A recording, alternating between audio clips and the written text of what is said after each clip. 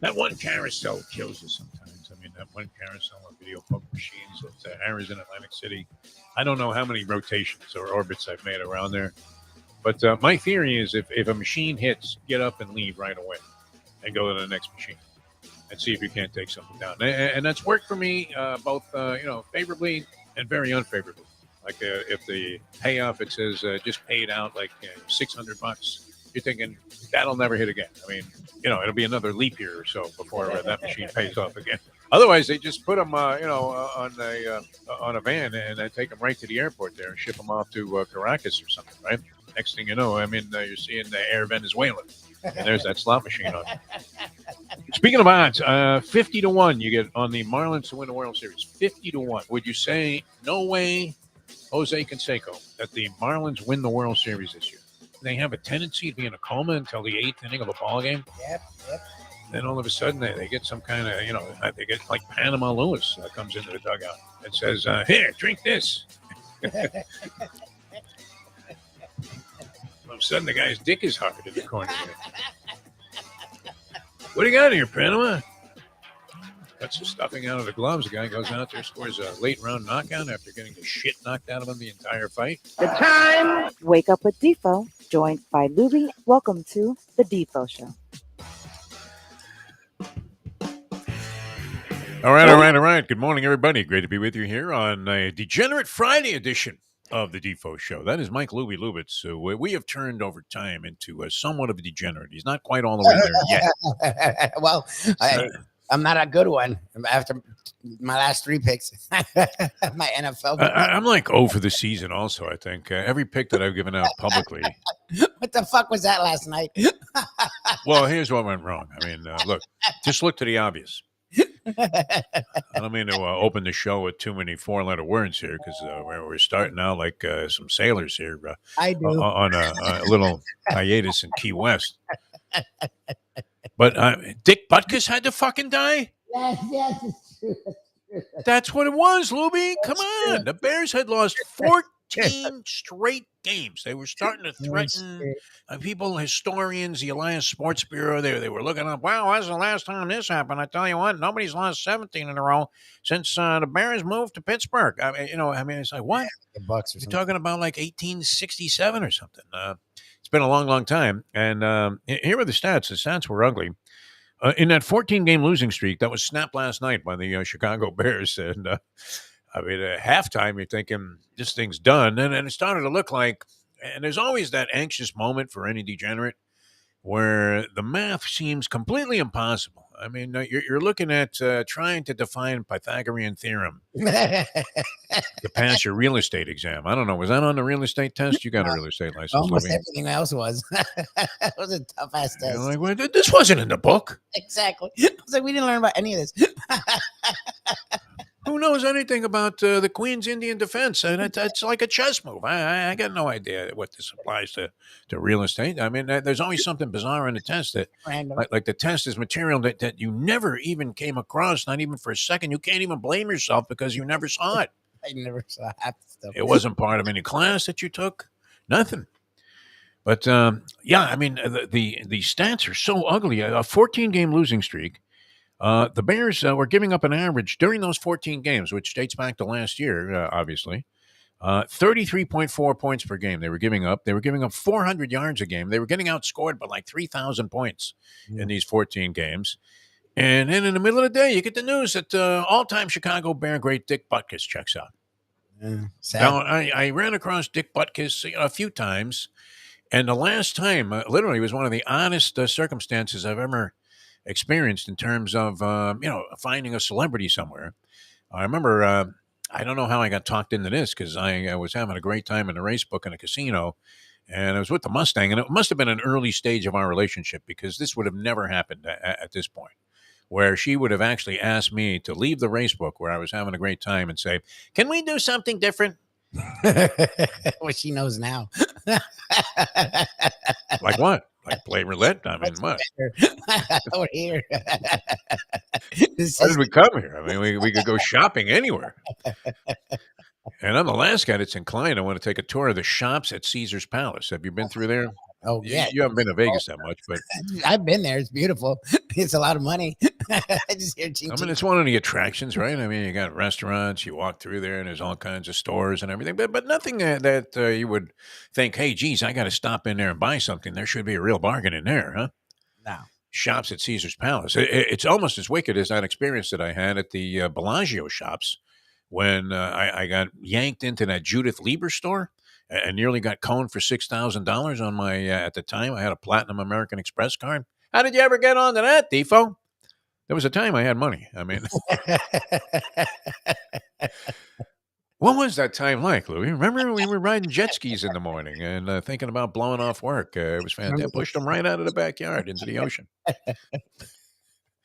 Those were fun times. I mean, it's not like it's horrible now or anything, but I was not inclined to spend $6,000 on a purse. And who the hell buys a purse for 6,000? That would be nothing today, wouldn't it? People do. $6,000. But I mean, it was like a tiny little purse. You couldn't even fit your fucking wallet in there. Where did chicks come up with these concepts? I don't That know. this is something of value. Who wants to carry a $6,000 bag? It's kind of like buying the Maui Jim sunglasses I used to favor. Yeah. And now I have like a $20 pair of sunglasses. And even though I still have a pair of Maui Jims, I never wear them. You're In scared. fact, I don't even like them. The knockoffs are better than the actual sunglasses. That's funny. But I mean, who wants to keep losing? I mean, they were reasonable by, I guess, upscale, fashionable standards back then. It was like $150 a pair. And the thing was, if they broke, they would fix them for like That's the thing that's cool. nothing. Yeah. That nothing charge has kind of become like, well, there might be a slight service fee for this. It's like $35. It ends up being $85 to fix a $150 pair of sunglasses where you're thinking, hey, why don't I just sit on the fucking things and then go down to the gas station and get a $5 pair? And they block the sun just as well. Exactly. Shade you from the vicious rays there. And, you're not squinting the entire time. But, the shops at Caesar's Palace. So I'm cruising through there, and naturally, I'm thinking, let me walk into this sports, clothing store or whatever. What would you call it? Like a Dick's Sporting Goods type of thing. Sportswear. It used to be sportswear. I don't know. Yeah, it's just sportswear. Yeah, Sporting goods. It's called sporting goods, and they had clothes. They weren't selling basketballs or tennis rackets or snowshoes or skis Sportswear. or any of this stuff. It was just strictly jerseys. Yeah, sportswear. And stuff like that. I guess sweatpants. Maybe they had some Yeah. for the the Shorts. mafia guys that were down there in the corner, Exactly. all wearing these athletic suits. So I go in there and I literally I pushed aside some jerseys to see. I'm kind of just shoveling them aside, and behind the jerseys, there was Pete Rose and Dick Butkus, and they were signing autographs. Yeah. They had a table set up. You couldn't even see them in the store. Oh my You would have never known they were in there. I mean, I shoveled a bunch of jerseys aside, and there's a little table, and there's Pete. Hey, no, it's $100. Oh, what? You want me to sign a ball? That's $250. Pete's hustling, and Butkus was just kind of humbly sitting there and signing autographs. I know a lot of people, naturally, that were big admirers of Dick Butkus. I mean, he was the epitome. He was Ray Nitschke, all of these monster Singletary linebackers, middle linebackers rolled into one, wasn't he? He had a great run. The example for a lot of linebackers. What did he only played 9 years. I thought I thought he was in the league longer. I mean, what was Jim Brown in the league? Was Brown in the league 9 years? I think 8 or 9 years. So much like Sayers. I think they all had like an 8 or 9 year career. Yeah. Anyway, so he checks out, and you have to think, what? This is a rallying point for the Chicago Bears. No, if they were ever going to snap a 14-game losing streak where they've looked horrendous. Now, they showed signs of life in the game the prior week against the Denver Broncos, but they lost the game. They lost. Yeah, that's the thing. They fell apart, though. They did everything in their power to do it again, Lubie. Did you watch the second half of this game? I was score tracking it because I was with my wife doing different things. And the degenerate in me came out because it was 30-20. And I'm like, yes, and you're starting to do the math. So late. If they get it, and it was like 10 minutes left, I'm like, if they get a touchdown and a field goal, we now can get overtime. And you could touchdown on the first drive. Then you're going to push. Six and a hook. No, remember we had it at 6 and a hook. So a that's touchdown right. 6 would have and been a hook. 7, God willing. They make him kick the extra point, and that's a cover to me. So I'm doing the fucking degenerate math, and then I look back and it was 37-20, and I said, never mind. Well, the guy missed the field goal try, and there were about 5-6 minutes left to go in the game, so they would have been within a touchdown, and they were rolling. It was about to be 30-23. And, you were thinking, and they went for a 2-point conversion. It's funny because you're rooting against it when the 2-point conversion was being attempted. They had made one earlier in the game, the Commanders, in their attempt to come back out of the grave there. And they had made a 2-point conversion, and that put them within 16. Then, of course, they got a field goal. So now they're down 13. The fans were booing when they went for that field goal. And it actually turned out to be a solid move by Ron Rivera because he got himself from a desperation point from 27-3 at halftime into a position to actually push the game into overtime without having to survive a series of miracles. I mean, it wasn't that far-fetched. They were rolling. They had the momentum. Chicago wasn't doing much. I don't know that Chicago, they didn't really, turn everything off. They just weren't successful anymore. And they were going 3 and out and giving the ball back to the Commanders. And all of a sudden, this Thurston Howell, started, throwing the ball well. And actually, he had pretty good statistics throughout the game. It's just that they didn't put any points on the board in the first half. Yeah. Meanwhile, too, I mean, there were a lot of things that came out of this ball game, including Magic Johnson erupting because Magic must have watched our show yesterday. He must have. Well, he's an owner of the Commanders now. But. I know he's got a piece. Does that give him a right to tell everybody they're a bunch of low-life scumbags? I don't know. I love Magic. He lost. Did they play without any intensity? I mean, so the guy misses a field goal. Otherwise, it's 30-23, Lubie, with a chance to go into overtime. And as you said, what we on our show said, hey, Commanders easily cover 6 and a hook in this ball game. This is almost appearing to be a gimme. There are no such things. Nope. In the National Football League. Almost impossible. By the way, that Dolphin line is up to 12 and a hook now. So, it's getting more and more prohibitive to think, do you really want to lay 2 touchdowns? Because that's the kind of game where you get smacked in the face late in the ball game as the Giants score a meaningless touchdown. 2 is on the sideline, high-fiving McDaniel. It doesn't mean anything. There are 3 seconds to go, and yet the entire shift of all of the degenerate financial wherewithal is changing directions as that play is transpiring. All right, well, we're going to get into our Degenerate Friday mode here, and we have the Greek. He's coming up. He's been hot early in the season. We have been ice cold. I mean, just shivering in our boots. And it puts into question your Washington State pick, which I would imagine probably will be. Is that going to be a professor play, you think? Well, the problem is, on our way to trivia yesterday, I was talking to Ken, thinking, because he's been the one that's been big on Washington. He loves Washington State, but he's not afraid to jump off the bandwagon once he makes a score. Well, he's also been the one that's agreeing with me, saying how great the Pac-12 is. So I was picking his brain because I've been hailing Washington State all day yesterday. And he's like, well, the problem is UCLA's defense is great. I'm like, thank you. Oh, great. He's like, so, and it's not, I know there you go. UCLA doesn't have a great home field advantage. Like, you don't think of it as one of the great home field advantages, but it's still home field. I'm like, okay. Thanks. Well, you drive a stake right through my heart. UCLA's playing at the Rose Bowl. Is that when they're playing their home games? Rose Bowl? UCLA, yeah. USC was at the LA Coliseum. Where are they now? Are they at that new SoFi Stadium?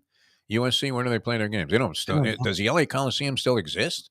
I think so. I'll look at it. I mean, that was built the same year as the Roman Coliseum. It really was. It was like 1932 for the Olympics.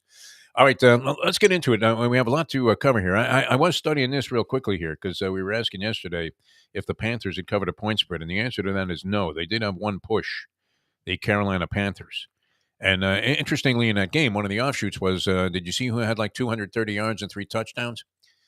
DJ Moore. DJ Moore, former Panther. One of the huge package that the Bears acquired for that number 1 overall pick, where they didn't feel they had the need to take a Bryce Young. Bryce Young so far has been among the worst quarterbacks in terms of statistical starts that you have seen in the history of the NFL since they started computing this stat, where yards per attempt.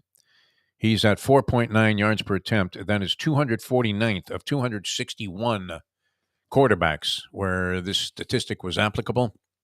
And some of the guys, though, that also were bad in that category early on in their career, so it doesn't rule out the possibility it'll get better.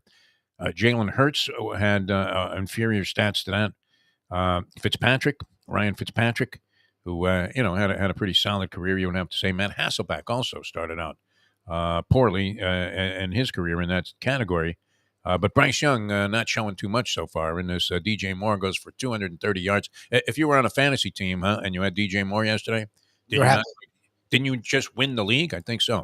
Maybe. All right, let's get to the Greek because we have a lot of ground to cover here in a short period of time. The Greek is with us, and we love this man. He is one of the greats, one of the all-time legendary characters here in South Florida and on the airwaves still on 1230 The Gambler, which is very appropriate.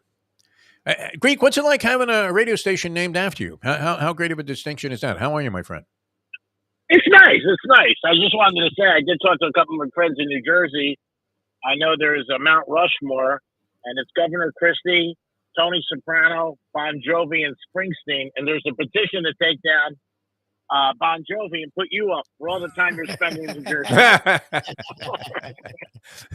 Yeah, does that come with some compensation? Because that would help make up for. I do fairly well there. I managed to hang in there on those trips. Anybody goes to Jersey as much as you is either got a hot girl or somebody owes them $25,000. You don't take back $5,000 out of quick. Or maybe you gotta get rid of a body, right? How you feeling, Greek? It sounds like you're in good spirits as always, which is something that we really appreciate about you. Do you ever have? Well, you had your little period, your blue period there, but it seems like you really never, at this point, have a down day. No, you have good days and bad days like everybody. I talk about you and my therapist. I say, every time this guy brings up one loss. Oh, my God. So one of your 0 for 1 in marriages. I mean, I'm 0 for 3 almost. I'm right there knocking on the door. 3, you're still married. Yeah. Well, but you keep jumping in. I'm never jumping in. I said that. I said that 2 times. I did. Yeah. I said, I'll never do this again. You don't like to be alone. You don't like to be alone. If you like to be alone, because if you're going to do something, it's going to fail. Why are you going to do it? My problem is, I'll be with somebody and then I'll feel like, I can't say that. The second time I got married, I knew the woman like 4 months. And I was in sexual infatuation and turned out to be. That's great. Why do you go to, that's a great move. Why do you go to Ukraine for the weekend? I just booked travel for 2 there. It was relatively reasonable. Spirit Airlines flying to Ukraine. Oh, yeah. Yeah, you've got a great break right now. They give you a flight jacket with it. 3-3 last week on the show. Anything stand out to you, Greek, on the card this week? I'm looking. Let's just. I don't know if this is going to be one of your picks, but that Dolphin line keeps climbing against the Giants and the G-Men. I think it is, are they not? You're just the Giant G-Men. Don't you root for them? Yeah, it's a scary line because when you're betting that and it's that high, the Dolphins got to be up by 20 at the end of the game, and you could still get backdoor. Yep. I don't know if the Giants are that bad. And when have the Dolphins been given this kind of point spread this early? I don't remember the Dolphins ever giving 11 to anybody. Barkley doesn't play. I don't know. Like you even seen last night with the Bears. The Bears were getting 6. And, I said to a couple of people, I didn't have anything on the game, but can they be that bad? These are professional teams, and sometimes the tide turns. Just like last week when I said, you know what, the Dolphins scored 70. It happens in all sports. When teams score a lot, the next week they don't score as much. Sure. They only score 20. Yeah. I mean, I'm not betting the game, but if I was betting, I would take the Giants. It's too many points. It's up to 12. You would have to think so. Now 12.5. I mean, it started out. I believe this line started out. I saw it at 9.5 early in the week. That was feasible. 12 because I saw 11 yesterday. Yeah. I'm looking at this guy Dave Blizo in the New York Post, and they have their handicapping section on the pros in the paper today. He's got Dolphins minus 12.5 over the Giants, and he actually says, now this is a New York writer, and he actually says take the Dolphins. That the Giants are that bad. Monday night they got crushed by Seattle. Yeah. But Seattle's a very good team. They put a lot of rush on them. I mean, we'll see. I mean, I don't know. It's a lot of points. I think there's a couple other games I would look at. I think the Chiefs have a better week next week when they play Minnesota. I think Minnesota is bad. I think the world's going to be on San Fran, obviously, against Dallas. I think some people, but I think San Fran beats them. I think a team so far the first month that surprised people is Houston. Yes. I think they win again against Atlanta. I think nobody thought with that quarterback out of all the rookies is having the best campaign. Oh, yeah. So far. C.J. Stroud, yes. Well, yeah. Bryce Young has been horrible. He's starting to, he's been bad. come under question of maybe being a bust. I mean, it's a little early after 4 games, and it's not like he's playing for a great team, obviously. But yeah, I mean, they dealt a lot for him, including that DJ Moore, who was sensational last night for the Bears. Pretty much was the star of the game outside of Fields. He threw for 500 yards, but he's been abysmal at best, Bryce Young. You would have to say. Oh, yeah, Stroud's been pretty good. I mean, he's yeah, starting to look the part, isn't he's he? got a couple guys. Yeah, well, they got a couple of good guys. If you don't follow football, most people don't. You know, they're not really, because fans don't know anything about football. They got Schultz from Dallas. They got a good running back. They got a couple good wide receivers, and they've been playing very good. They might win the division. Yeah. I mean, as crazy as that sounds, the Jaguars, they got a tough game. College football, I think Oklahoma, Texas over 60 all day long, and I think Oklahoma can keep it close. And I do think Kentucky covers against Georgia tomorrow night. Georgia does not look great. I mean, I think it's more of reputation that they went in. It's a tradition. They give the team number one, but Auburn gave them everything they had. I know Auburn was home. No, but still. But I think Kentucky stays close. I mean, so I think Kentucky stays close. Oklahoma, Texas over. I lean toward Oklahoma too. And then Sunday, I think Houston and the Niners. But if I had to make a pick on the Dolphins, I would take the Giants.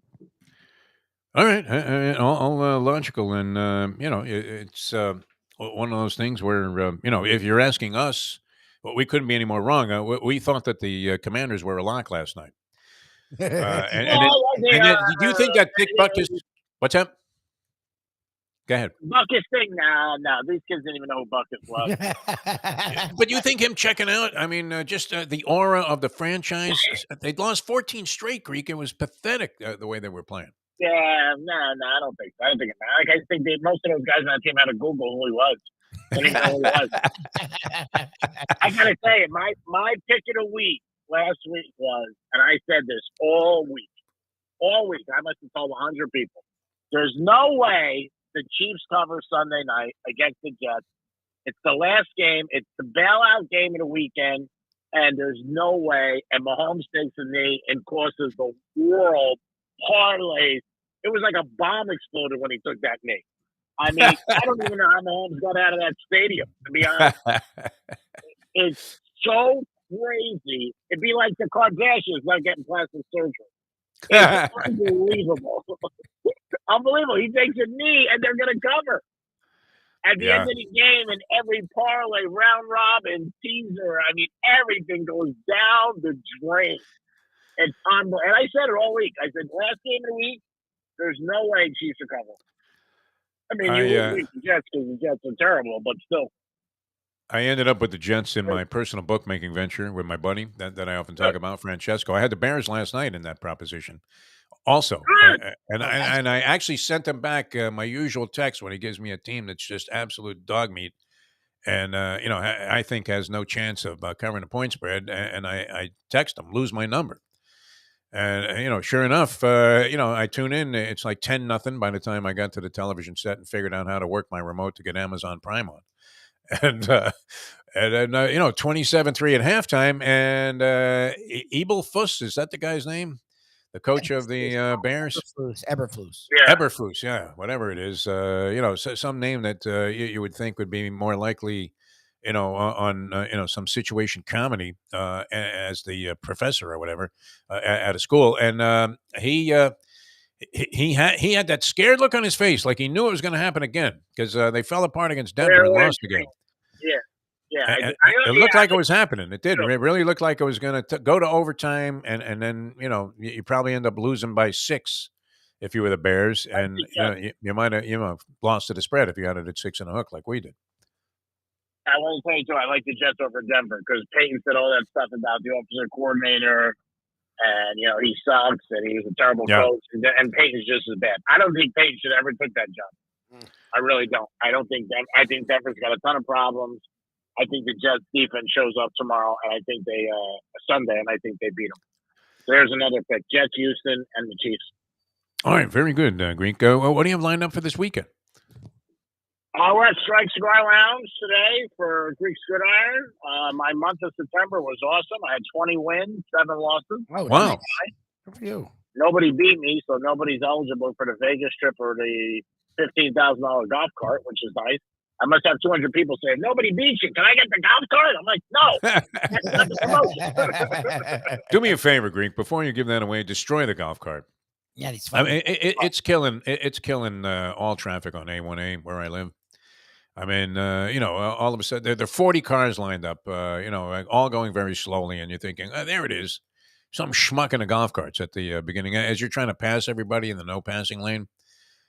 It's golf cart traffic. I mean, it's got to be killing Boca Raton traffic also. Yeah, well, I really don't care about anybody. You know that. So Yeah. I don't really care what happens. I mean, I got to tell you, though, more people ask me about the golf cart than the Vegas trip. Yeah, I mean, it's very much in vogue.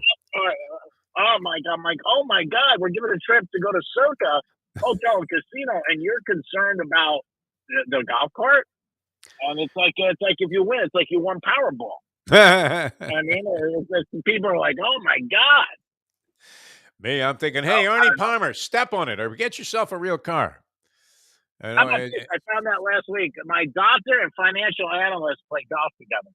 Oh, what there a you small go. world! Is that good or bad? My God, that's bad. Are you kidding me? They both say I got a good chance if I don't live long. As long as you're shrinking your ex-wife, don't join the foursome. Worse. You're okay. Oh my God, that would be a foursome. Talk about the Last Supper. Are you kidding me? Did you leave a lousy tip at the Last Supper? That's the question I'm going to put on Mayo's Let's Eat South Florida page there. Where's your next gig with him? We'll be at the track today. Come on down, man. Oh no, you're busy. You have like 9 jobs here, and they're all pays, which is good. Yeah, we'll be at Gulfstream Park later today. Mike Mayo's lunchbox. All right, I got to come see you guys. Always good talking. Thanks for having me on. It's always good. Lubie, put those picks down. We're gonna win this weekend. I got your picks. I got them. You were doing well. You were kicking ass last week. You're a great American. Great American. 20-7 month of September. Unbelievable in that cigar contest. All right, thanks, Greek. Always a pleasure, my friend. Always a pleasure. We're zipping along here. We have things to do and a lot of people to catch up with. The professor is going to join us later on. I'll have a big board, and we're going to connect here with Mark Lawrence in just a moment. Mark Lawrence, playbooksports.com. Yeah, I mean, I don't know. I don't feel that comfortable about the Jets. I probably would, stay out of it. I agree with him, but is this another one of those games like last night's game where it looks so obvious that you really need to go the other way? The Texans over the Falcons. Yes. It's not like they've been killing. They've been playing at teams. They just have a better team than people give them credit. And Stroud's not trying to do too much, which is important. And they have a decent line. Like, that's the thing. Are you bad, but your line's okay? The Texans throughout the years have actually had a decent line, and that helps a young quarterback. I think they're good, though. Like, I think people are going to go the other way with them, and that's not exactly true. Falcons 1-3 against the point spread, and the Texans are 2-2. So, and did they get blown out in the first week? And everybody thought, "Whoa, look at this! They're going to be really, really bad this year." Yeah, because C.J. Stroud was getting ripped as were all of the calling him young quarterbacks. People were saying that Anthony Richardson looked the best of the 3 young quarterbacks. Yeah, they got killed by the Ravens, but again, the Ravens are good. The Ravens are like just the one rare team, good team that they played, where they played the Colts, and then they got killed by the Colts, who are not a good team. Yeah, right? This guy Blizo, who on the season, what is this guy's record here? Let's make sure we have some kind of accountability. Oh, he's 28-34 on the year. Well, that's fun. So not exactly lighting it up. The Jags, who right now aren't good. The Jags have actually struggled. They're like 1-3, and they pounded the Steelers, who are abysmal. Like, that's the thing. Steelers stink, yeah. Well, against 2 of the poor teams right now. On the road, too, against the Falcons. Atlanta probably has the better overall team in this matchup. This is according to Dave Blizo. Yeah, but there are 2 things I like about the Texans here. He picks the Texans +1 on the hook. C.J. Stroud over Desmond Ridder, okay, at quarterback. That's legitimate. Yeah, and the Falcons are playing the week after a trip to London, and that could be a factor. Wow, that's actually not a horrible. I mean, that's a big factor, and I think it's a shrewd factor in your Bills assessment there, where the Bills are going on a London trip, and the Jaguars have been sitting there for a week. That has to be a huge edge, and they're also coming off a big win against the Miami Dolphins. Now they're rolling into London, which, the body clock time is 9:30 a.m. Eastern when the game is going off, and the Jaguars have been sitting there. Hey, you know what it's like, right? When you have to, you, Mr. Travel. It's a pain in the ass. Yeah, I Especially mean, it takes a while to get readjusted, doesn't it? To a huge time shift, like 6 hours. 100%. All right. We're coming back with Mark Lawrence of PlaybookSports.com. We'll get his selections. Always going with the dogs. So he'll have some college and pro picks for us, and we'll be back with that in a moment on a Degenerate Friday. Now that. The time. It's 8:33. Ponies in Style at Champions, the outstanding simulcasting room at beautiful Hialeah Park. Yes, the grand old lady of thoroughbred racing has never been more vibrant, and you can wager on the races from the top tracks around the country while enjoying a cocktail at the Brass Rail Bar or any of the fine food served throughout the facility. If poker is your game, you're covered in style, and you can play all your favorite Vegas-style games, including blackjack, craps, and roulette, in Hialeah Park's sizzling hot casino. Get a player's card when you walk through the door for all kinds of generous amenities, including our favorite, free play, when you come out to the ultimate casino and entertainment destination, Hialeah Park. These days, we're all looking for comfort anywhere we can find it. Thank goodness for Landlubbers Raw Bar and Grill in Plantation, because they are making sure you are as comfortable as possible. First of all, they're not only open for delivery and pickup. All you have to do is go to landlubbersbarandgrill.com for both pickup and free delivery. You're going to have the best wings in the world. You're going to have a great burger. You're going to have their amazing soups. Again, Landlubbers Raw Bar and Grill. It's nice and easy. Just go to landlubbersbarandgrill.com for both your pickup and free delivery. Thank goodness for Landlubbers for making you always feel right at home. Are you looking to buy your first home? Have you been turned down for a loan? Do you need to refinance or get money out of your home?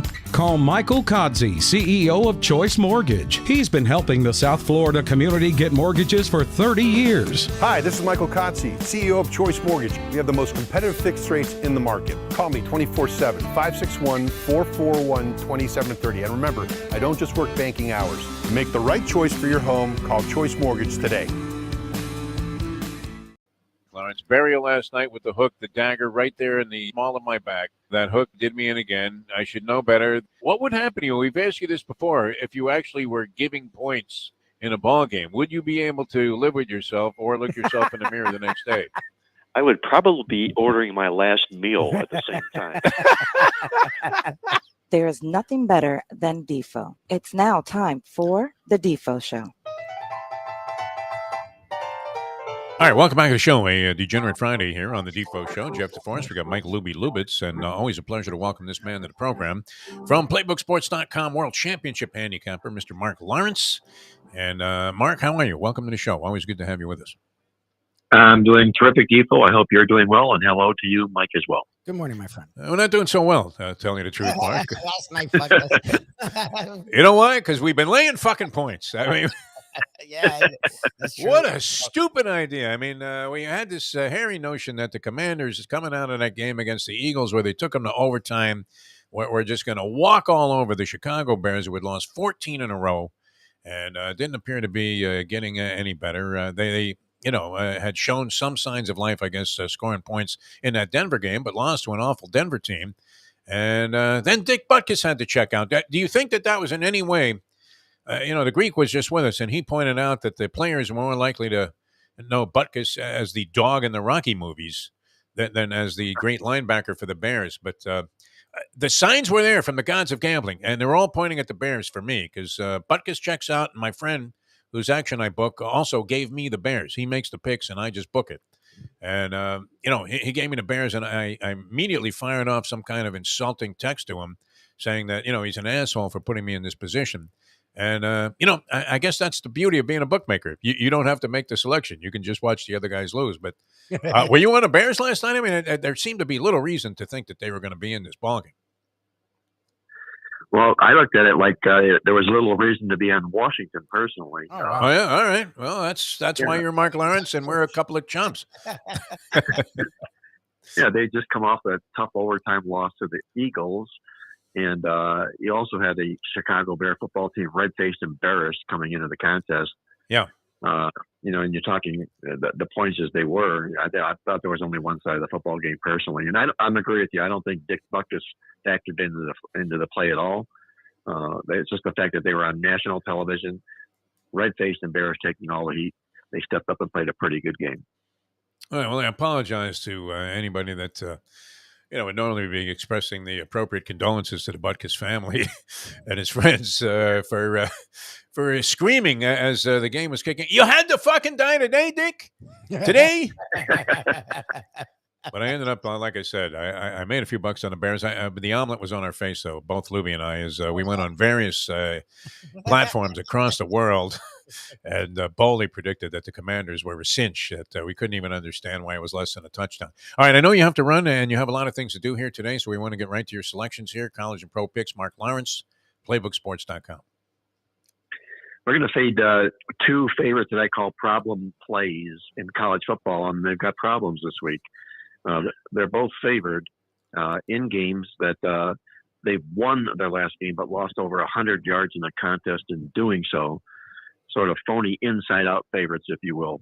First is going to be against Florida State, a very, very popular public team right now, undefeated as they are. But the fact of the matter is they come into this football game off back-to-back wins. Both lost the yards in 100 games apiece. You don't find this too very often, where teams win games, lose by 100 yards back-to-back games, and then go up and lay 24 points. Talking about a Virginia Tech football team that's playing much, much better this football season. They might even be in a bowl game by season's end. I'm going to grab the 24 with Virginia Tech. Are you okay with that, Lubie? Lubie, I think, is thinking, well, he hates his own teams, even as much as he loves Florida State. He has a piece of Bobby Bowden etched in his heart.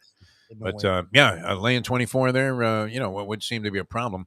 All right, so Virginia Tech getting 24 points from Florida State. Mark Lawrence, play number 1 on the college slate. Where else are you going? We're going to play Purdue plus 2.5 against an abysmal Iowa football team that couldn't beat themselves if it was a game of offense against defense. They have no offense whatsoever, does Iowa. They lost their starting quarterback last week, Cade McNamara. I don't know where they're going to try and generate any offense at all from in this football contest. And the key here is, again, they beat Michigan State last game and got beat 127 yards in the contest. When you can't gain 300 yards in a game, it's very, very difficult to win football games, and let alone having you go out as favorites and doing just that. I got to play the points with Purdue plus the 2.5 against Iowa. You know what's surprising about this, Mark? Both college plays underdogs. You think so, huh? We're beginning to detect a pattern here over the years. Problem plays. That comes under the heading of problem plays. Mark Lawrence, playbooksports.com. All right, let's turn our attention to the pros here and get a couple of plays. I would imagine they're both going to come with the plus column. They're going to come from the plus column, undoubtedly. A couple of ugly dogs, if you will, but, ugly still wins. Betty Ugly still wins when you bet football games. First game is going to be Arizona. We're going to take 3 points against Cincinnati. Football team is obviously in disarray here right now. Look at what Cincinnati hasn't done this year. They've lost 3 of their 4 football games. They've been out-yarded in 3 of those 4 football games. They lose the stats, an average of 128 yards a game. Yet they're favored here on name and reputation, and that's what it's all about, just name and reputation for that football team. I got to play Arizona plus the points in this contest.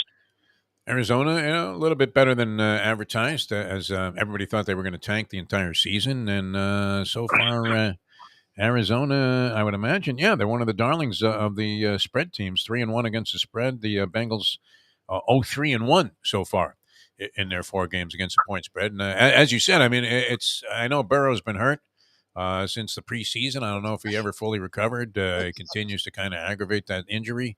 But, wow, they have been truly abysmal so far this year offensively compared to what a lot of people had them winning the Super Bowl.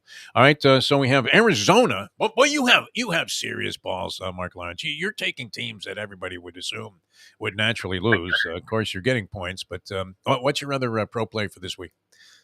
Let's get downright serious here now, Defo. We're going to actually reach out, take the points with the New York Jets, Jets Wow. Jets this week. Yep, a team that nobody would touch with the 10-foot pole at this stage of the season. But we'll do that. We'll fade a Denver Bronco football team that I think might be amongst the worst in the National Football League. What you've also got here is inside this football game, a Denver team that's losing the stats 128 yards a game, and they're only 1-14 to the spread when they're a favorite. If they were a favorite in their previous game, they can't handle back-to-back chalk rolls, the Denver Broncos. We're going to take the Jets plus the points that put them in the win column on Sunday. All right, very good. Anything else just in general that you're looking at before we let you go?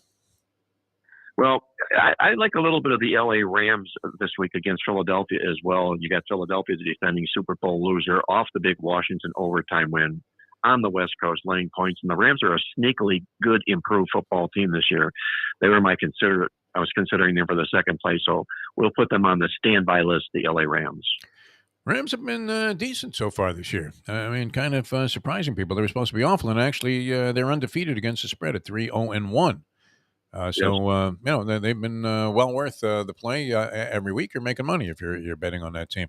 All right, playbooksports.com. Obviously, I mean, just a tremendous source of information. I was talking or conversing back and forth via text with the Polyman, by the way, who extends his regards. And, the other thing that's always great, Mark, is Polyman's circle of acquaintances and friends, all degenerates naturally, including, I think he's in like a hospital for degenerates being treated for some mild thing. But, and all of the nurses, all of the doctors, all they want to know is, hey, when can I hear Mark Lawrence on the Defo show? What's going on? Because a lot of people, they haven't figured out, hey, you just Google the Defo show and you get the thing. And now you get the visual too. So where can people get the information that you're putting out on a regular basis? I'm just sort of visualizing that, a hospital for degenerates. Yes. That would be. Well, it's mostly a psych ward. I mean, the psych department there is just incredible. Yeah. The nurses, all they want to know is who do you like, so they can bet the other side. That's it. Yeah. Yep. Well, when they put the conditions up on that little board, and it said clear and cold on the Polyman's in the Polyman's room, you knew that this was a place, where sickness was perceived in a different fashion. But where can you get the playbooksports.com information? Simply log on to the website playbooksports.com. Our newsletter's been sort of on fire this year. It's been on fire. Really, really good run for the football season so far. You can check that out online at playbooksports.com. All right. I know you have to exit quickly here, stage left, but Mark, we love you, and thanks so much. Good luck with your plays, and thanks for sharing your insight with us here on the Defo Show. Hey, my pleasure as always, guys. Be well, stay safe. Let's hope the ball bounces our way this week. Yes, sir. World Championship handicapper, Mark Lawrence. You need some balls in this business, do you not, Lubie? You have to be willing to, look away from the logic. It's like playing the chalk at the track. The favorite only wins 1/3 of the time, approximately, maybe even a little less than that.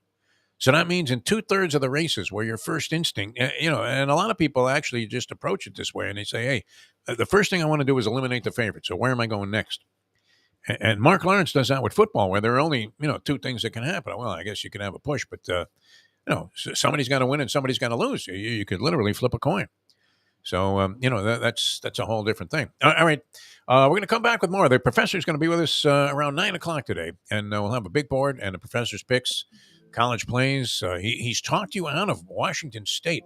No, I'm still behind it. He just wasn't like all in. He didn't say that they won't win. He's just saying, yes, UCLA's home field isn't the same as an Oregon State or an Oregon or a Washington that have these crazy ass places that people are scared to go to. Yeah. But they still have a really good defense, and it's Chip Kelly, so their offense will be representative. It didn't scare me off of it. He wasn't all in. He's not saying he wouldn't do it. He was just where I'm Washington State, wow, number 13 getting almost 4 points. That's pretty fucking cool. When do you see that? He's like, well, there's a reason. I'm they're not getting a ton of points in this game, are they? Washington State? It was 3 and a hook. I mean, 3 and a hook, yeah. Okay. They're the ranked team, and they played really well. They have the quarterback who was a Heisman candidate. They have they went and beat an Oregon. They went and beat an Oregon State who was top 15, I think, at the time. And they're the underdog, but there's a reason. Everyone in the Pac-12 is just good. UCLA isn't ranked, but it's not because they're not good. The Pac-12 is fucking loaded. So every team outside of 3 teams are really good. Texas, Oklahoma. What do you think about that one, Lubie? Texas laying 5 and a hook. A lot of people that I've been seeing capsulizations of this game, the handicappers seem to be in a heavy lean towards Oklahoma getting the 5.5.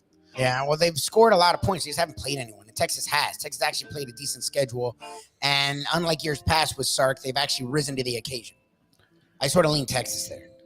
Okay, all right. Ohio State's got Maryland, and they're laying 19.5. Yeah, I don't trust There them. were people that seem to think, Tagovailoa, who is the brother, obviously, of Tua, Yep. has really been playing well at quarterback, and that Maryland will give it a go in this one. That be worth taking nearly 3 touchdowns against an Ohio State team that has really kind of been staggering, no? Yes. All right. So you're all over that? Ohio State offensively has had a lot of issues, and Maryland has actually been pretty strong. Like I would lean Maryland there. I mean, that's almost 20 points.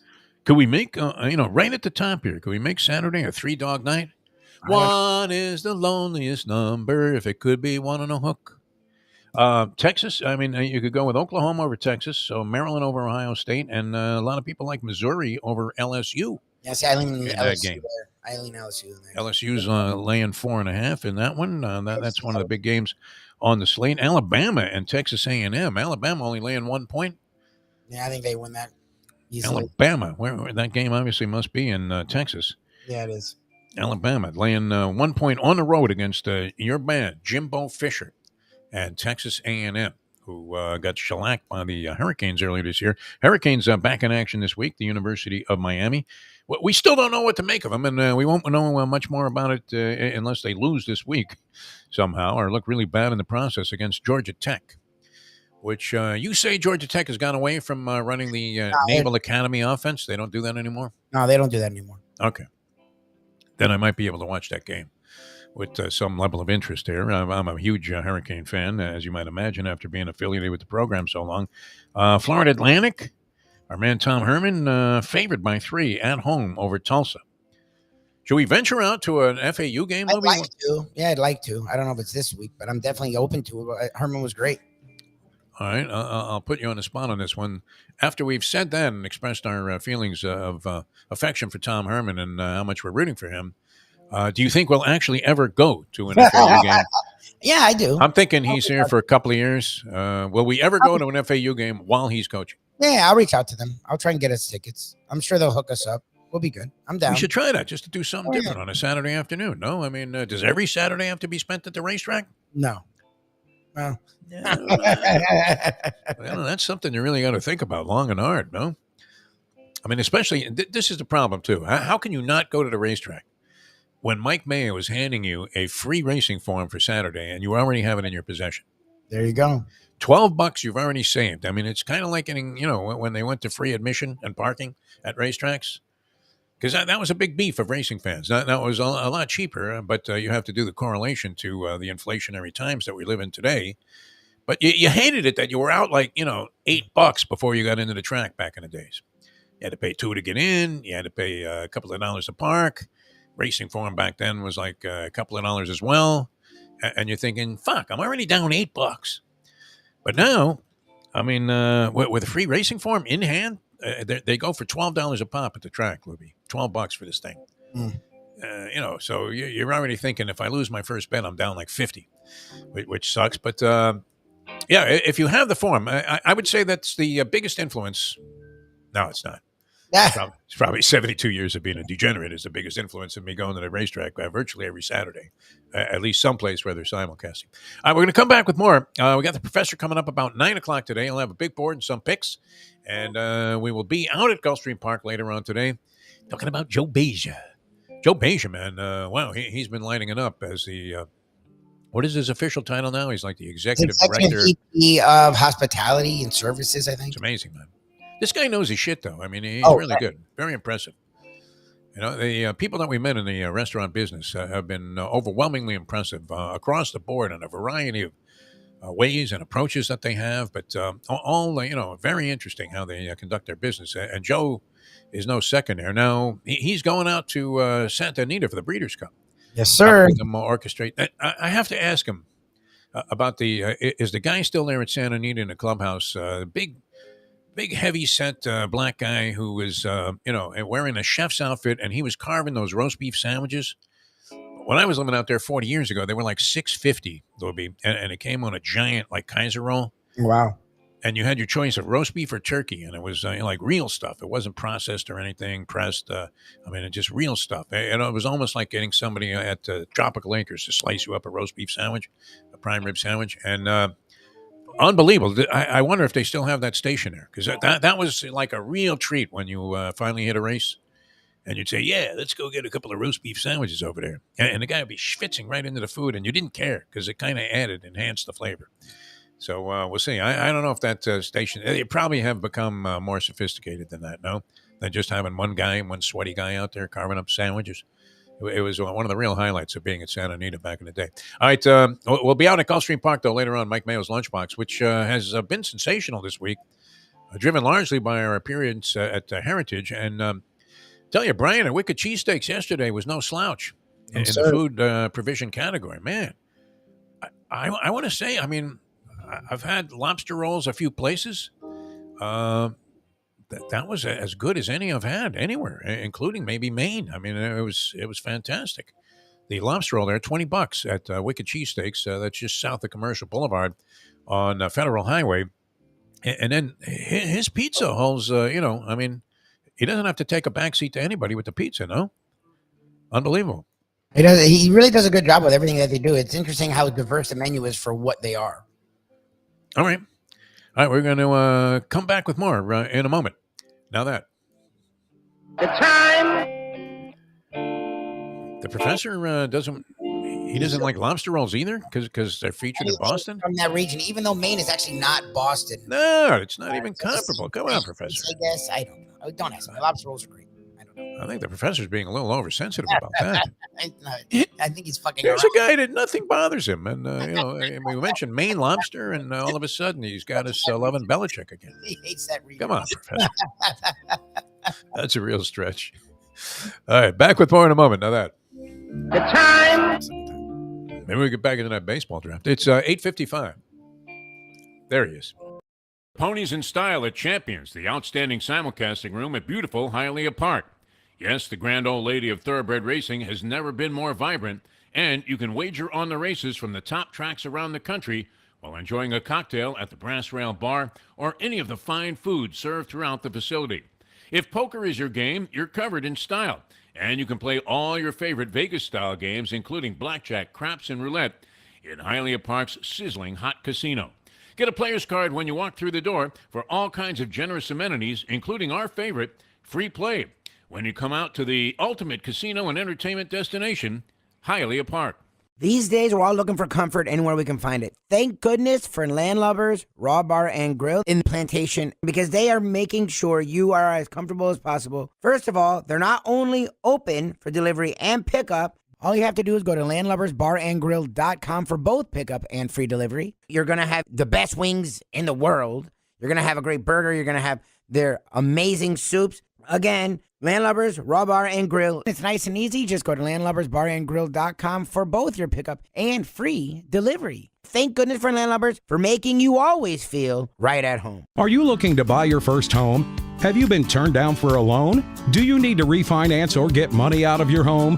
Call Michael Kodzie, CEO of Choice Mortgage. He's been helping the South Florida community get mortgages for 30 years. Hi, this is Michael Kodzie, CEO of Choice Mortgage. We have the most competitive fixed rates in the market. Call me 24/7, 561-441-2730. And remember, I don't just work banking hours. Make the right choice for your home. Call Choice Mortgage today. Been great because as cold as Jersey Kyle has been with his Degenerate stimulus package horses, this man has been on fire with Australian rules football to the point where people are calling him Crocodile as he joins us here on the show. The Crocodile himself, the Professor, now 14-8 in documented picks on Australian rules football. Professor, how are you, my friend? I'm good, Defo. In fact, not only am I 14-8 and picking Australian rules football, I am 6-0 in Australia's favorite national game. Is this or is this not a night? The best way to kick off your day is with Defo plus Lubie. We now return to the Defo Show. All right, welcome back to the show. The Professor joins us now, and we got to hustle a little bit here because Lubie has many tasks to perform here early this morning. So, Professor with us till about 9:30 this morning. I want to get right into it. Really, a beef over a lobster roll mention, Professor? Over the whole area. I'm tired of the people. He's Boston, you know that. Tired of that whole fight. Look, you know what I'm going to do when I win the Powerball Saturday night? I'm going to open up Rocky Balboa's lobster rolls right next door to that place. Boston cheesesteaks. Nobody goes to things you have never heard in your life. Hey, let's go to Boston for some cheesesteaks. No, that's not a thing. The guy's wife is from Maine. Come on, give him a break. He's actually been there, and he likes the place. Jalen Hurts cream pies right next door. Mike Schmidt's baked beans. Are you not? I mean, you don't serve a lobster. I guess it's not on the menu at the Foundry. Here's my thing. Boston is known for one freaking thing. It's for cheap, lousy, mediocre donuts. That's your entire contribution to the culinary world. Leave it at that. Don't try to impress us with anything else. Just leave it that like our entire culinary existence is bad coffee and average donuts. Wait a minute. I saw Guy Fieri in some Italian restaurant on the North End. And it looked absolutely outrageous. I mean, in terms of its greatness. Yeah, meaning it would be like the 10th best Italian restaurant in any decent city. All right, let's get right into it, Professor. You've been have you been forging a little bit of a comeback? You started out the season. Not really. Again, very back and forth every week. It can't really seem to get momentum. Yeah, scratching out like 500s or somewhere around weeks. Okay, all right. Unfortunately, Lubie just posted here on our little chat line between ourselves here that 0-3 last week, which very uncharacteristic of the professor. Very uncharacteristic. We always 4-0 the week before, 4-2 the week before. It's just been a weird football season. All right, so you're hanging in there. I mean, and that's part of it. I'm hanging in there just enough to drown slowly.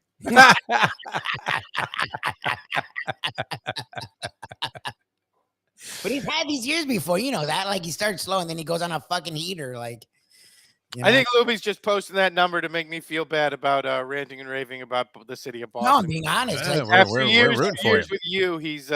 I think this week you'll finally become a propagandist. I think you're going to start killing it. That's why. I mean, so all right. So a little bit of Alien Gonzalez happening right now. You're waiting for the fisherman to show up with a boat and get you out of this mess. That magical dolphin to drive me home, just like Ilian. Wasn't that part of the story that like the boat was sinking and a dolphin swam him to shore for 90 miles or something? It might have been an exaggeration. I think that was Diana Nyad that had that happen for her. But no, the guy who bought that house off the old Defo mansion was the fisherman, Sam Ciancio, who rescued Alien Gonzalez. No, really? Yes, he actually left. The Pompano Defo mansion? Yeah. The old house of the Iliad fisherman? Yes, that's where I bought the house off. Very suspect. He had just the previous Thanksgiving, that whole incident took place. In fact, when I moved in there, there was nobody in the house next door, and he was always doing interviews for like Good Morning America and CNN because he was, traveling over to Cuba there and, had formulated some kind of a bond with the father because he was the one that was recommending that, the father get the kid back and take him back home. Oh, okay. So he like switched sides. First, he brought Ilian to America. Well, he just rescued him. It turned out the cousin, what was his name? Something Donato Dalrymple. That was a fun time in South Florida. You remember like how much South Florida wanted to put Janet Reno to death for that morning invasion? Yeah, and the guy that became like the big focal point, as if he had rescued Alien Gonzalez, so it was the cousin Donato Dalrymple, and Sam confided to me that he suggested that they leave the kid there. Wow. so then all of a sudden he was like Matt Gaetz. All of a sudden he was spearheading the movement to make sure that this kid found asylum here in the United States. So very oddball story. Pretty low when you're comparing somebody to Matt Gaetz. That's not good. The Gates of Hell. I'm sure that would be a headline. Rapey McForehead, America's favorite douchebag. We may talk about him a little bit later. Oh yeah, he could be on the big one. Who looks more like his personality than Matt Gaetz? No, great, analogy. Got that like if Count Chocula were a date rapist look about him. Here's what I want to know with Matt Gaetz, and I actually thought about making this the entire big board. Yes. Where's Nestor? Like, for those of you who don't remember, like Matt Gaetz had this Cuban kid who actually looked like he was about 37 years old. Who he kept claiming was his son. This is my son, Nestor.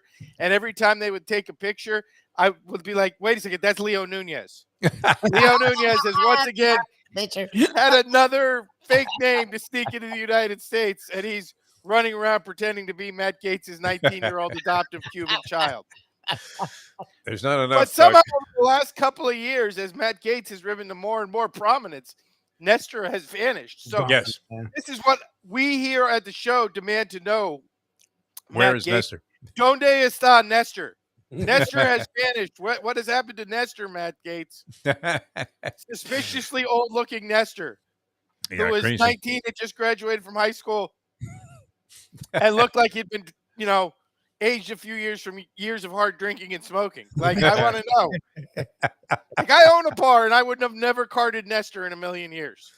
I think he was in one of those commercials where, he had the thing on his throat and he said, I don't think that smoking is good for you. Yeah, that may be what happened to Nestor. There was a guy at the track was somehow always in front of me at the window. But somehow, we had this whole weird storyline with Matt Gates that went on for like a year about his weirdo adoptive son, Nestor. Yes. And now Nestor has just vanished and nobody ever says a word about it. Like, no. I'm sorry, we have like this whole, what about the kids? We worry about the kids. Like, everything in Florida we do to protect the kids, but we've let Matt Gates' adoptive son just vanish and nobody ever makes a word about it. Nobody ever says a word about it. It's a weird storyline. No, it's a story that has completely disappeared from focus. All right, let's get into some plays here. College plays, the professor. Lubie's all over Washington State this week. You had a brilliant choice with them over Oregon State a couple of weeks ago. Bailed me out of some losses that I was incurring at the time in Atlantic City. I wasn't on the other side of that, but the one I really liked on that was the under, because that opened at, I thought, a ridiculously high number of 67.5. And apparently everybody in America thought it was a ridiculously high number because it's been bet down to 60.5. Okay. And you don't see a total drop 7 points very often. Honestly, I'm still a little tempted to go under at 60.5, but less so obviously now. But yeah, that's a curious game to me. Washington State getting 3.5 from UCLA. I would not be inclined to play it. If you had gotten in when it opened on Sunday night, I definitely would have gone under. But right now, that can be a pass for me. All right. What do you have for us this week, Professor? Okay, let's start tonight. We got Kansas State at Oklahoma State. Kansas State laying 11 and hook. We also have Nebraska and Illinois. Nebraska getting 3.5. I think both these games are actually playable. First one, Kansas State. I would be inclined to lay. If you haven't seen Oklahoma State is not good this season. Come in at 2-2, coming off a loss to Iowa State, who is also not good just last week. They also, 2 weeks ago, got absolutely throttled in their own building against South Alabama, losing 33-7. I think after an early season loss to Missouri, Kansas State's playing with something a little bit to prove here, trying to get themselves back into the rankings. You look at Kansas State, except for that Missouri game where their offense curiously underperformed on third downs in particular, and they still hung 27. They've hung 40 points or more in every other game. So I think at 11.5, it's a little bit of a scary number, but I would be inclined to lay that with the Wildcats. I think they'll score a ton on an Oklahoma State defense that is not good this year. And then you go to the other game. Again, I'm giving out 2 on Friday because Friday's the only spot where we can win. Okay. And Nebraska getting 3.5 from Illinois. I would take just about anybody and 3.5 from Illinois. You can tell me how terrible Nebraska is, and I'm certainly not arguing they're good. But Illinois, just as bad. I mean, probably getting a little bit of a pass. Illinois' only wins this year, a 2-point win against Toledo where they needed the ref to screw the Rockets in week 1 to get a victory at all. And then came back a week ago and beat Florida Atlantic, but only by a touchdown in their own building, which, again, I actually think Tom Herman will do good things at FAU. But if you've seen FAU right now, the talent, the pieces just aren't there. It's going to take him a couple of years to sort of refurbish that roster. So only a 6-point win over Florida Atlantic is not a great sign to me. I would look for Nebraska plus the 3.5 in this spot. All right. Anything else? Are you sticking with just 2 plays, or anything No. We've got stuff on Saturday. Okay. Again, a spot. The line's a little suspicious to me because I think Alabama's actually looked pretty good the last couple of weeks. Yeah. Alabama only laying 1 to Texas A&M. Yes, Alabama got throttled early in the season on their own field by Texas, and then struggled the next week against USF.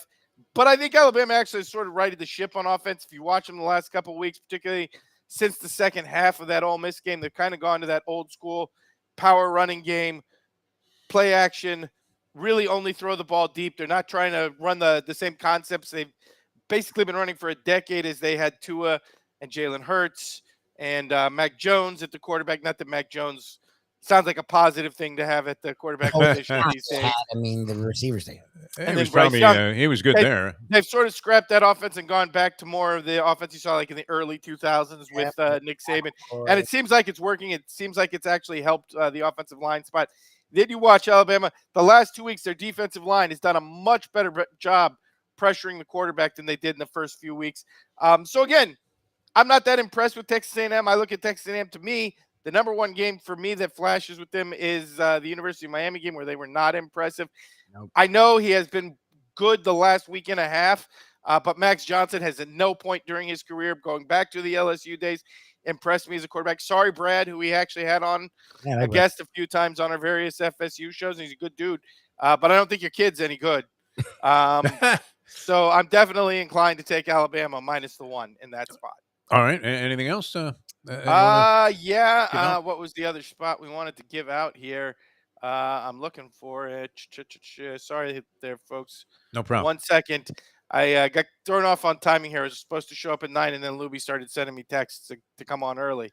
Make sure you had all the time you wanted. What are you wearing? Ohio State, Maryland.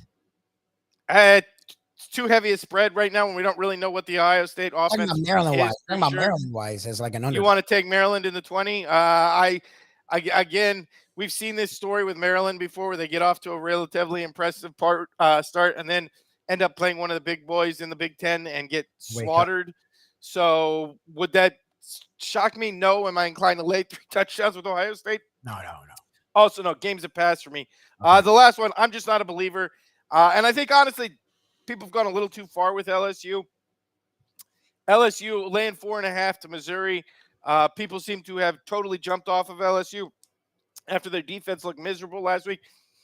I mean, we're really at an interesting point. Does LSU have one of the worst defenses in the country, or have they just played a bunch of good offenses? Yeah. And I don't have an answer to that. Like, when we saw FSU, we thought, okay, it's because FSU's offense is good. Up until 2 weeks ago, we would have said the Ole Miss has a hell of an offense. Then they got sort of, drowned in a bathtub by Alabama and scored a bunch against LSU next week, and we came to LSU's got a bad defense. Well, maybe it's just that Ole Miss's offense is pretty good. I don't buy Mizzou. Yes, they come in this game at 5-0, but you look at it, really the only what I would term impressive win there would be at Kansas State. And again, if you watch that game, Kansas State uncharacteristically sloppy on offense throughout that game. So I think LSU has demonstrated they can score. I think their defense will probably rebound pretty strongly this week against the Missouri offense, where the offensive line is definitely not the strength of that unit. They've got a lot of talent at the skill positions, not so much in the line. I look for LSU's defensive line to sort of reassert itself after getting embarrassed a couple times early this year. And like LSU, -4.5. All right. So we have tonight a couple of games. The professor laying the 11.5 with Kansas State, taking Nebraska 3.5 over a weak Illinois team. Alabama only laying 1 against Texas A&M on the road. And LSU, in defiance of many of the handicappers that I was surveying, a lot of people seem to like Missouri. The professor says not after that, and is going to take LSU and lay the 4.5 points. The professor's plays for this week. All right, we have to get to the big board. Speaking of public versus the sharps, I should mention very weird dynamic here in that the number's actually gone down from 6.5 to 5.5. That Oklahoma-Texas game at noon. Yes. Weird contrast there, and I will say I like Texas a little bit in that spot. I don't want to give it out as an official play, but I would probably be personally taking it. Weird contrast here in that the public really seems to like Oklahoma in this spot. Every sharp I know on Texas here. So, yeah. I saw a lot of analysis on this game, and it seemed like the consensus was to go ahead and take the points with Oklahoma. So you're saying just go the opposite way there. And if you were listening to Lubie and I, and then or Lubie and me, then you would go the opposite way no matter what, because we gave out the Commanders last night as our lock of the century. Oh, we had PC and I actually had the Bears on the money line last night. Oh, good. Oh, wow. Bears money line. Nice. Nice call. Honestly, it wasn't a big play. It was, both college games suck, so I got to do something tonight.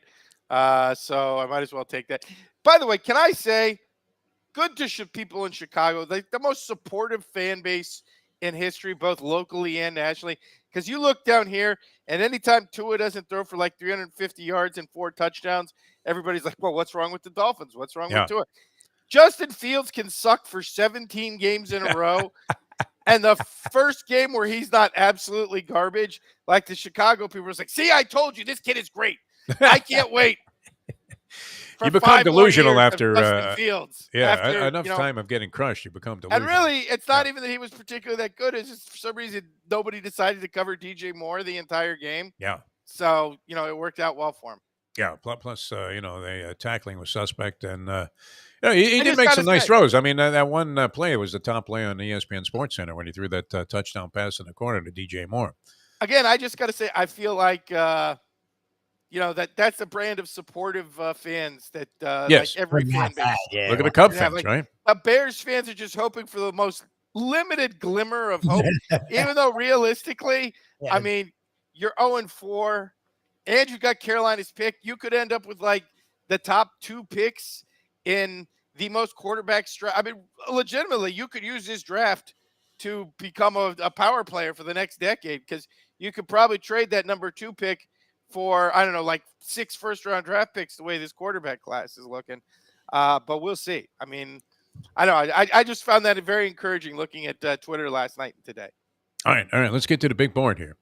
So I feel Lubie, saying, "Hey, I got to get out of here." So the big board of sports people who What's should going get on with Lubie? I keep hearing this story all morning. Lubie's, he's got to make Well, we do fucking no filter quick in passage. 20 minutes, and then I have to drive the goddamn Gulfstream and then fucking traffic.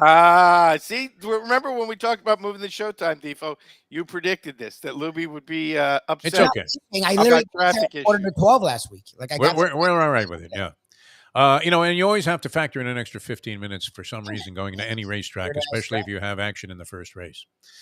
Because there's always some holdup that, you want to scream and you start dreaming about inventing a car that can fly. All right, let's get to it. The big board of sports people who should get voted Speaker of the House. Get voted out as Speaker. Out as Speaker of the House. Again, out as Speaker. The big story this week is that Matt Gaetz, who, again, Count Chocula, the date rapist, basically just by himself or along with his awful coalition of people, got rid of Kevin McCarthy as Speaker of the House. Yeah. Under suspicious reasons, because it's something about, you negotiated a deal with Democrats where you didn't cut spending, which I find the stupidest argument in all of politics, because nobody, when they're in power, ever wants to cut spending one time. We just shift whatever it is we want to spend money on. Yep. So again, a hypocritical and dumb argument, and I personally enjoy that once again they want Jim Jordan to be Speaker of the House. The sex offender coalition wants the guy who sex offender coalition was part of well, really at this point, what else do you call it other than the sex offender? No, that's coalition? actually a great name. Like you've got been Matt Gaetz, who has been suspected of bringing high school girls over to the Bahamas for sexual liaisons, and apparently left a digital trail doing it. And now, Lauren Boebert, didn't even shy away from it. She leaned into it because, Lubie and I were watching the video the other night. Oh, Diva, have you seen this video? As she's giving the hand job in the middle of the musical, not only is she giving the guy a handy, but she goes in with the other hand to cradle the other area. Video of Lauren To go with the full, and I'm like, hey, you know what? You can say what you want about Lauren Boebert, but that's a move I respect. That's somebody who knows what they're doing. Yeah, you're hoping that happens on a first date. Exactly. Yes. You can say what you want about slut shaming or whatever else, but if you were the guy in that situation, you were going to appreciate that level of professionalism. All right, let's roll. What's number 5? So that's this week. Made us think of other people who need to get voted out as Speaker of whatever institution. And if you want to do something, Matt Gaetz, you want to start taking this power across the board, let's go ahead and do it. And that's number 5. Start with Kirby Smart, whose team can't cover a football game to save his freaking life. Everybody wants to give this guy a pass because he's the one who took out Nick Saban. But then when he's asked about it, says, I think every team in the SEC should be ranked. Every SEC team win should be considered a quality win. When we beat on Auburn by 7, never come close to covering the spread ever while we're at home, that should still be considered a high-quality win. No, Kirby, you know what? You've used up your pass. You got your 2 national titles. Maybe you toppled the empire of Saban, but, you got to start covering some football games. Yeah, you can't live off of that forever. Like past glories. Larry Coker got fired like 3 years after winning a national championship. 100%. Coach O got fired like a year and a half after a national. You can't rest on the laurels, Kirby. You got to keep producing the numbers. All right. Kirby Smart should be voted out as a speaker. Every SEC team should be ranked. Which seems a Right? little I mean, bit come on. far-fetched. You watched Florida last week, and you think that's a team that should be ranked? As they He gave up lost close. 300 yards to a running back from Kentucky. You saw Vandy barely beat Hawaii in week 1. You're like, that's a top 25 football team. Come on. I mean, of all years to say the entire SEC should be ranked, like there's some years in the not too distant past where maybe you could make that argument, but you're doing it while the SEC is on like a 10-year low. Like, I don't know what you're talking about, Kirby Smart. Kirby, not very smart with that particular comment. All right, that's number 5 on the big Number board. 4. I'm going to be the one Americans come out and say, I'm over Travis Kelce's mom. I wake up this morning. I'd rather see Sister Jean literally in the box. I wake up this morning, I turn on the Today Show, and what do I see? I see Travis Kelce's mom talking about her hug with Taylor Swift in the bar. Oh, no, they had her as a guest? Oh, it's because I always bring kind bars for everybody in the friends and family box, and I gave Taylor a kind bar, and she gave me a hug. It's a fucking luxury suite, and you're bringing kind bars? Like, that's just a waste of resources, Travis Kelce's mom. There's a whole tray of like free food and booze and whatever soft drinks. There are people whose job it is to come in and serve you food, and you give them a little tip. You're just undercutting the workers by bringing your kind bars, Travis Kelce's mom, because that's the move of somebody who's not going to tip the server in the box. Yes. Like if you bring granola bars for everybody to enjoy in the game, you're trying to stiff the server at the skybox. I guarantee it. There's no way. You're like, oh no, I brought a kind bar. I don't have to tip you at the end of this. So I'm going to say she lost me last year, really, when she wore that stupid half and half jersey. Because pick a kid. Like Travis already had a Super Bowl ring, and Jason's the offensive lineman, and he's the older one. You could support Jason for one freaking game. So I think the half and half jersey, let's be honest, was a cowardly move. And if we're being brutally honest, we've all seen Travis and Jason Kelce for years. If you're picking a favorite kid, Jason is a very easy pick. Like nobody's picking Travis to be their son. Like you're a total liar. You're just pretending you like little brother just as much because nobody in history would pick Travis over Jason. Very easy pick. Was at Jason's game that same day. And now you're bringing kind bars to the luxury box to give to Taylor Swift and her girls so they don't have to eat the luxury box food. Looks like Taylor could use a sandwich anyway. She could use a big piece of one of those giant hoagies that they always put out there. Exactly. Yeah. I'm going to be the first person to say, to start the movement, I've had enough of the Kelce mom. I've had enough of Donna Kelce. I'm with you on that. Yeah, it's getting sickening already, and you're almost hoping that Travis Kelce, gives Taylor Swift a quick boot there. I mean, well, let's be honest. Number one, Travis Kelce's taking all the endorsements that no other athlete in America. Amazing, isn't Nobody wants to do the Pfizer shot. Travis Kelce's like, yeah, bring that here. He's doing like we are literally 3 weeks away from Travis Kelce endorsing feminine hygiene products. We're literally 3 weeks away from Travis Kelce looking into the camera and saying, do you ever get that not so fresh feeling? Even his brother is drafted in there. And what is it, Mike Kelce with the Eagles? Jason Kelce. Jason Kelce, yeah.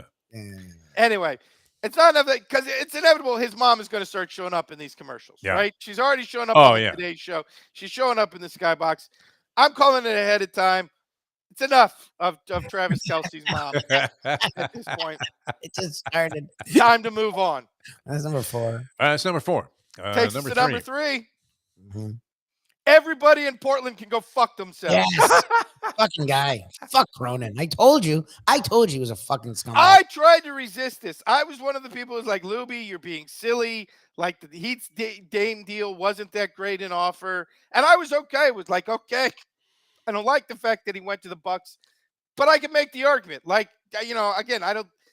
Lubie basically thinks Ayton is a totally worthless piece. I don't think that. I think even in the modern game, he's got some value. Maybe they wanted a big. I tried to rationalize this because I don't like the way the Heat fans immediately go conspiracy theory. But when you turn around and trade Jrue Holiday to the Celtics for literally a bag of crap, like what else? What other conclusion can you come to other than somebody in Portland for some reason that I basically just said, yeah, our whole goal now is to fuck the Miami Heat. Like that's clearly what we're doing. So here, Boston Celtics, you could have Jrue Holiday, one of the best two-way guards in the NBA, one of the most valuable postseason pieces over the last few years, for absolutely nothing. For Malcolm Brogdon, who, I don't know, plays like 4 regular season games per season at this point, and Robert Williams, who's already been suspended twice for marijuana in his career, and now is getting traded to Portland, the city where everybody gets suspended for marijuana. The city where the word Blazers is actually the perfect name. The city where the opinion was, you know what? Rasheed Wallace doesn't smoke that much compared to the rest of the team. Really, as our team goes, he's like the 9th guy in terms of weed. Yeah, Sotomayor. Yeah, that's a perfect trade. Let's take Robert Williams. I mean, honestly, what's the next trade? They're going to trade Janis Joplin to Afghanistan? Billie Jean King. There may have been an underlying theme there. Yes, they very clearly underlying theme is screw Pat Riley in the Miami Heat. Let's do everything we can. Honestly, I mean, I'm surprised they didn't try to organize a 3-team to get Joel Embiid onto the Celtics. All right, number 3. And that really is surprising that and honestly, related to Boston. the thing is, he cut his own throat to do it. Yeah. Like, your team is going to suck for like 10 years because you got absolutely nothing for Dame. So, I mean, in that sense, I can admire the commitment that, like, I am so dedicated to screwing over the Miami Heat that I'm willing to get myself fired in a fashion that means I will never get another job just to screw over Pat Riley. In that sense, I can admire the vindictiveness. Yes. But on the other hand, as a Heat fan, screw you, Portland. Screw you, Trailblazers. Number 3. I'm really angry. When you improve the Bucks, I mean, who can really be anti the Milwaukee Bucks? Everybody loves Giannis. People in Milwaukee are good fans. Like, you can't really be. But then you went and you were like, oh, how can I make the Celtics better too at the same time? Go screw yourself, Cronin. Such ugliness. That's number 3. People Number who should 2, not be voted speaker. Yes. Again, South Florida, this is going to be an unpopular opinion, but I'm the first one to go out and say this from down here. I know on other radio shows down here in South Florida, there are people who are not going to endorse this at all, but I'm done with you, Marlins, man. Fuck you. Coward. Never liked him. You're too much of a coward to show up in Philadelphia and support the Marlins because you know the Philly fans are going to let you have it. So what do? You go to Milwaukee. You're not Marlins, man. You're like, I'm desperate for fame, man. Let's be honest about this. Like, your whole supporting the Marlins thing, you gave that up years ago. You show up at like basketball games in your outfit. Show up at the Kentucky Derby in your outfit. Like, you're not really a Marlins guy. You might as well wear the rainbow wig in the John 3:16 sign. That's the guy who you are. You're attention whore guy. That's really should be attention whore man. That's what your name should be, not Marlins man. And I don't know what the outfit there would be, like a crop top and dyed blonde wig or something. But was Andy Slater sitting next to him? No connection to the Marlins at this point. When the Marlins are in the playoff and you show up in Milwaukee for another game, for a different team. You know what? You went to Milwaukee just like Dame Lillard did, so you're basically just a Portland guy, Marlins, man. Maybe that should be your new name. It's Portland, man. You didn't see our buddy Andy Slater sitting next to him, did you? He used to love Marlins Man. I think Marlins Man was one of his show sponsors. It was. Yeah. We used to do like an hour a week together. It seems like there would be a good idea to associate it with somebody that obviously has a lot of money to waste. But yeah, I mean, that's ridiculous. How is Marlins Man at the Milwaukee game? Because he was afraid. Because he saw that video last year where the Phillies fans were the only people who were willing to stand up to Mattress Mac and tell Mattress Mac to go fuck himself when the rest of the country was all like, oh, Mattress Mac's going to win $8 million on the cheating Astros. We love Mattress Mac. And the fans in Philly were the ones who stood up to her, were like, go fuck yourself, you slimy old scumbag. It's kind of like the Yankee fans, the way they treated Ted Cruz when he was exiting the game. Well, no, like what's the famous thing, right? Oh, Philly fans boo Santa Claus. Philly fans boo Santa Claus. So what's wrong with booing Santa Claus? Like a bit of a fraud, doesn't he? I mean, right? A fraud. If you can go out and gift whatever you want to gift, why do you only do it day a year, Santa Claus? You lazy fuck. It's always shit. How many poor little kids who can't afford toys are going without every year because you won't get off your ass and do it 3 or 4 times a year? And who's to believe that this fat fuck can actually slide down a chimney? Right? And why do the gifts always shitty? Isn't it like a wooden bat or some stupid shit? You're not getting computers. All right, that's number 2, and a good one, a good choice there. So number 1's got to be Colossal. Number 1 is very, very obvious. And we go through this every few years, right? So, like, every time Team USA loses a basketball game, it can be a freaking exhibition game, and people are there to give them shit about it. But once every 4 years, these lazy, entitled, worthless scumbags on the Ryder Cup team go to Europe and go tits up and get their ass kicked. Now, 30 years since they won a match in Europe, and everybody forgives them. Yes. What happens? On the last day of foursomes, Steve Stricker actually cries after getting his ass kicked 8-9 on the second to last round. He literally cried on the golf course, and instead of somebody slap him in the face and say, "Really, you're a grown man, be a man about it," everybody's like, "Oh, look how emotional Steve Stricker is about it," because John Rahm just gang raped him for the 14th time in a row. Not among your favorites, John Rahm. And then what happens here? Again, when it happens to basketball guys, they make these guys like play together for 4 years in a row. They make them put up with freaking Coach Ratface. What do you mean?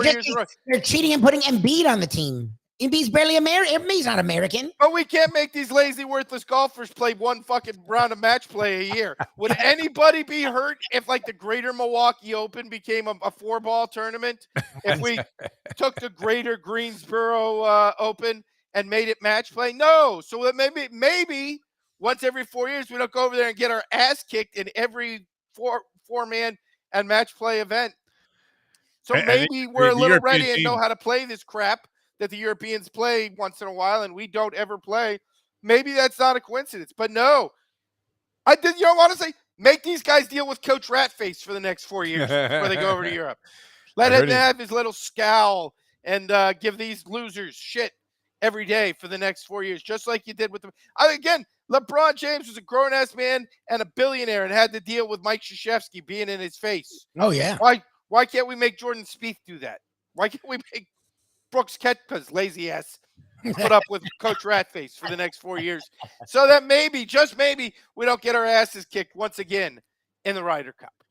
Koepka is supposedly a source of some dissension inside the U.S. Ryder Cup team. Shocking. Yeah, shocking. What a surprise. Yeah.